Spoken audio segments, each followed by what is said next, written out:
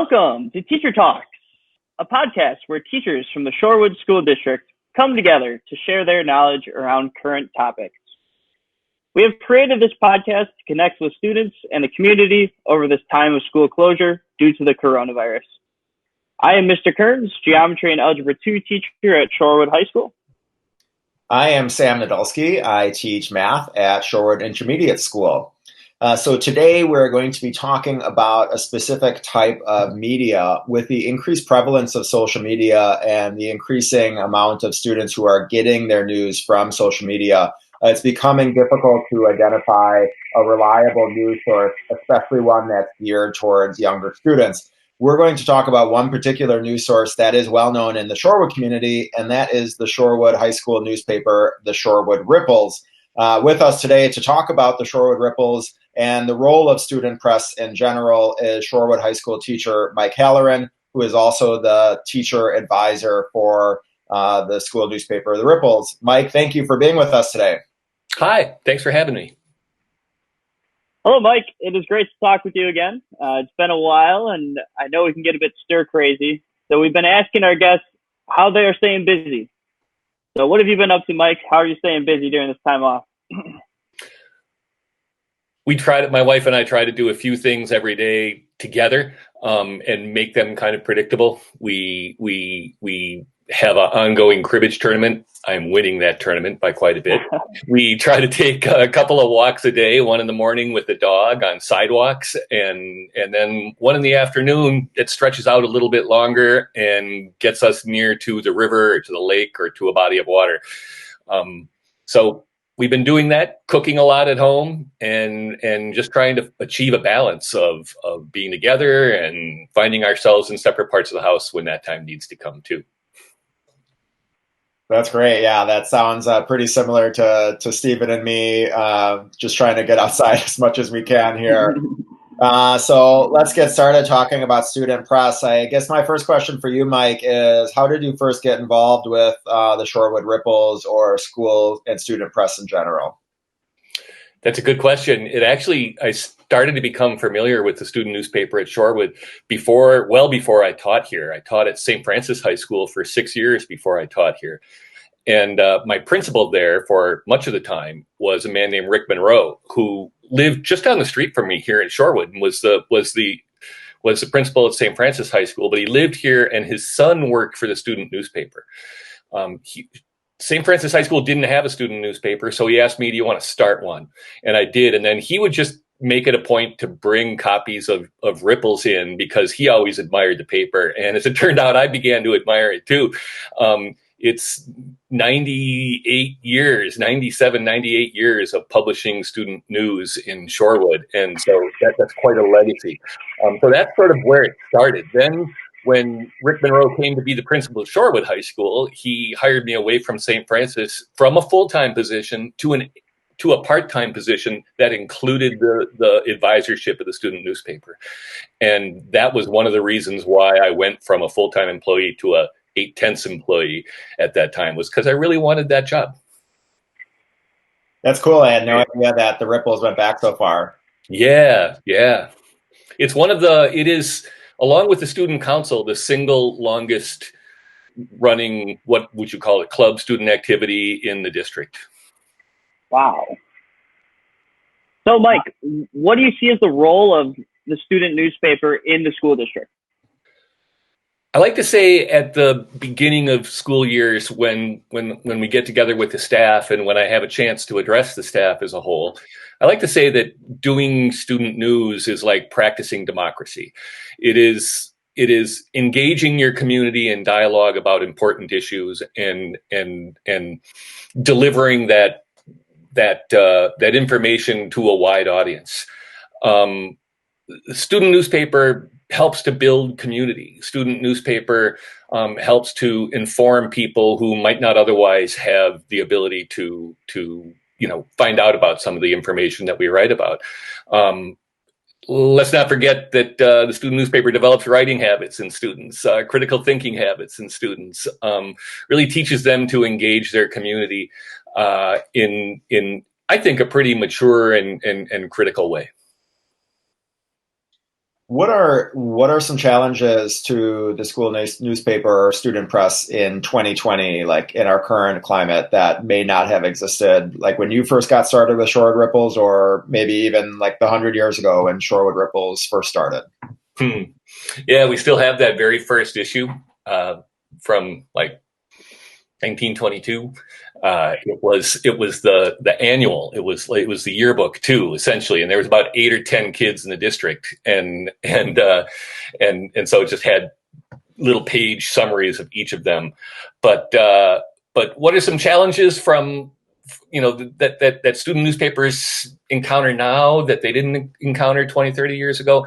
I think one of them is, and I don't think that it's a bad challenge, but one of them is sometimes their readership is wider than they think, right? People will pick up stories that they write, circulate it around on social media, and they'll see this sort of second wave impact of their writing, one that they have considerably less control over than the first wave impact of their writing, that which occurs from the immediate readers of the publication.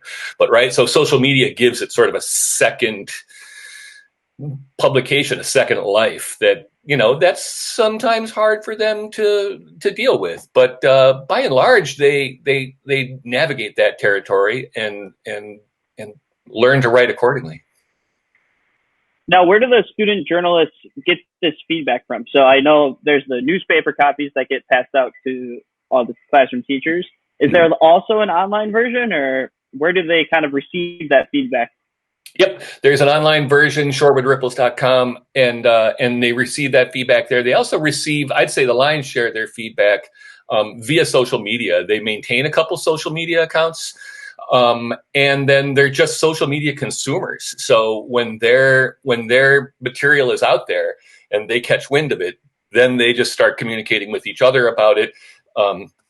But mostly, at that point, it's just sort of, geez, did you see what so-and-so said, on Instagram about that story? And they'll just kind of talk it over. It's not a formal thing. Does writing an article, like, do students think about how the article is going to intersect with social media, like as they're writing it? Is that something that you talk to them about? Is like, where are people consuming this media, and then how do you write for that medium? Yes and no. So on the one hand, that more casual, where else on social media are they reading it? For kind of high profile stories, writers will write aware of the fact that that's there.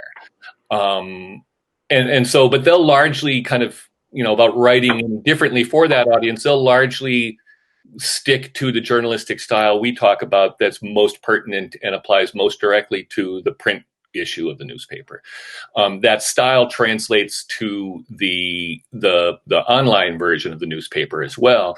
But they know that they can write sort of faster turnover stories for the online paper, that if there's some kind of a breaking news story, and this is something they're working on, they can hit the story with like a really bare bones amount of information just to get it up and on the website, and then kind of slowly add to it and build it into a more traditional piece of journalism, right? So it comes out as just like like an exaggerated headline almost in the beginning. But then as they have time to actually write and consume the information, they put it together and they send it through their copy flow, just like they would for the print publication, and put it up on their website. There is a difference in process for writing for a digital audience, but that journalistic style of writing that's kind of the core of all of this is pretty universal to both the print and the online medium. In other words, good journalistic writing is good journalistic writing. Yeah. So what about, like, we're kind of in the era of fake news, and I think we're kind of in an era where there's a lot of criticism of media and media bias. How do you talk to students about this idea of combating fake news, or having unbiased or not having a bias in their writing? Yeah, we talk about, and that's one of those foundational principles of journalistic writing, is writing without a bias. Interestingly enough, we also at the same time talk about writing with an angle, and bias and angle are almost synonyms. But so that becomes tricky territory for them. But after a while, they come to understand the difference between the two. You come with an angle on a story to make it an interesting story. You come, if you're going to write about the soccer team, for instance, you don't just write a story about the soccer team. If you've got 3 left-footed strikers competing for a position on the varsity squad, you can almost never find a left-footed striker. So holy cow, isn't this cool? Now we've got an angle on a story. We're paying attention to the 3 left-footed strikers, and that's making our story. But if they were just writing a story about the success of the team in the last 4 games and all they talked to were the 3 left-footed strikers, that would be a bias. Right. So how do they navigate that terrain? One of the ways they do it is they recognize that for any given story, you need, at bare minimum 3 interviews and to sort of triangulate your information and to get as wide and as multifaceted a view of the situation as you can. 3 interviews, 3 different angles. I got it. All right. That's right.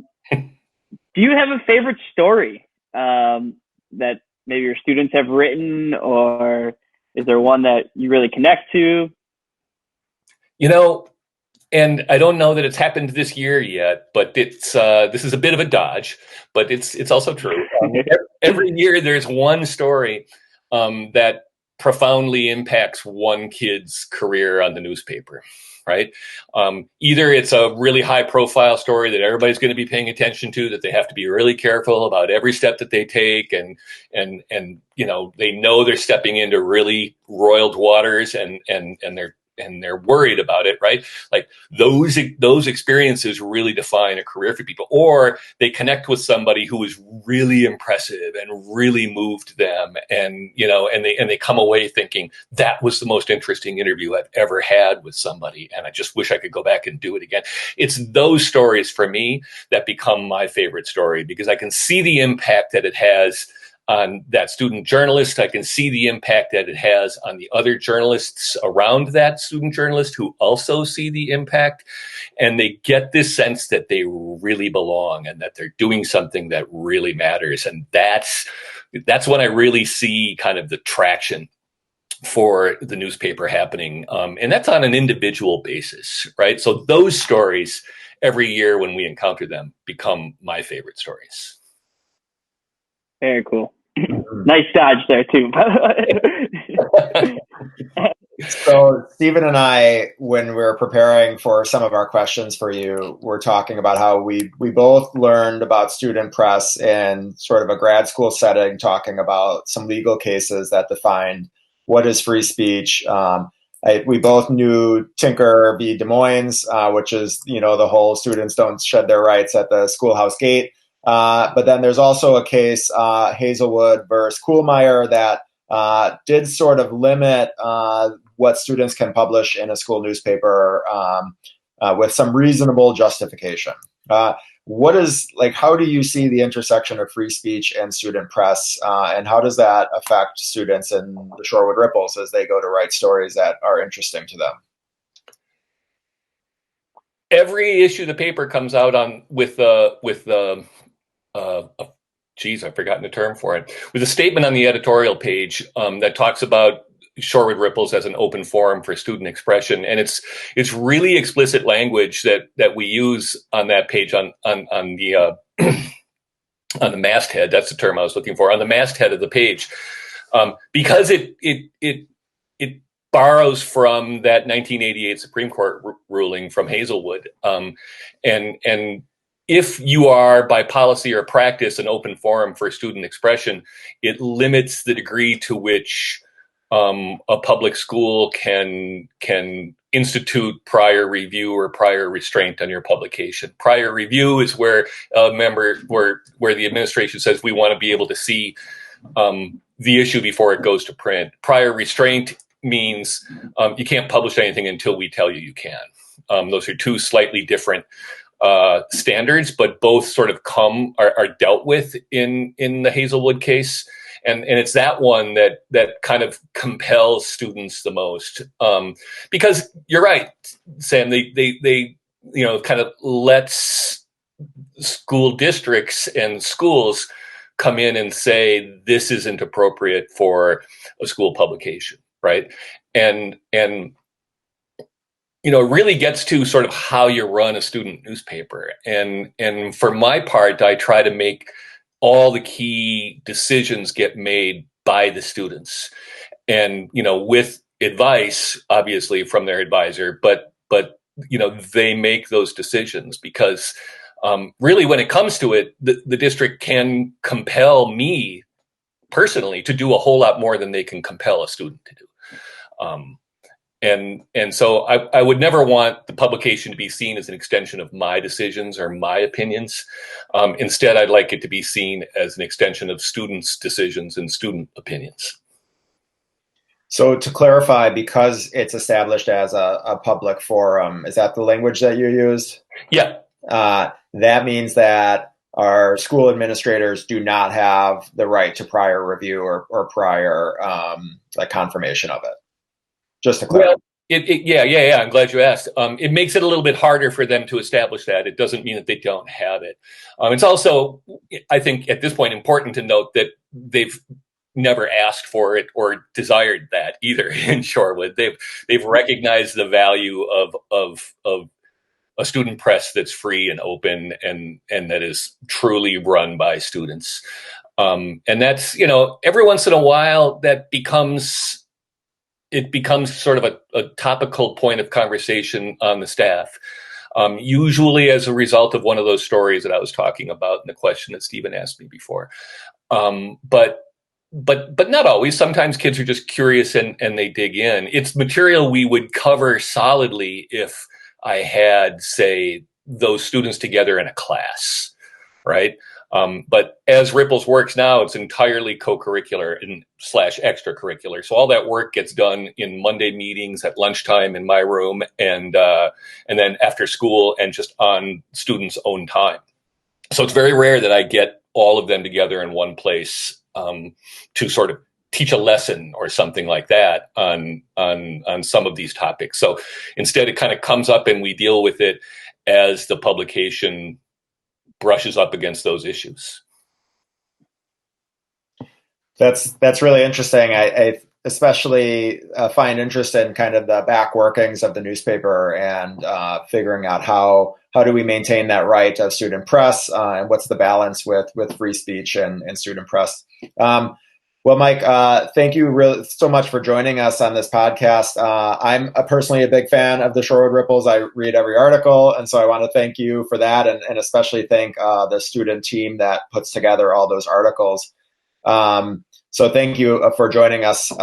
One of the things that we have been trying to conclude our podcast with is a Shorewood Shoutout. And in the Shorewood Shoutout, we want to give praise and shine light on some positive news that we hear of going on in the Shorewood community. And today, Stephen has our Shorewood Shoutout. So I'll pass it on to you, Stephen. It's time for your Shorewood Shoutout. Shorewood Shoutout today goes to the Shorewood Care Network. The Shorewood Care Network is a growing group of Shorewood residents who believe in neighbors helping neighbors through a local support system. This group can drop off groceries, help with errands, lawn mowing, yard cleanup, and more. If you need assistance during the COVID-19 quarantine, you can give the Shorewood Care Network a call. Really cool news out of the Shorewood Care Network. As of March 20th, they went from 30 to 139 members in 1 week. That's just awesome stuff there. So way to go, Shorewood. We will be including how to sign up for the Shorewood Care Network and also how to contact the Shorewood Care Network if you are in need of assistance in this podcast. So thank you. Thank you all for listening. Remember, comment how you're doing. We want to hear from you. Subscribe, and we'll see you soon. Thank you. Thank you.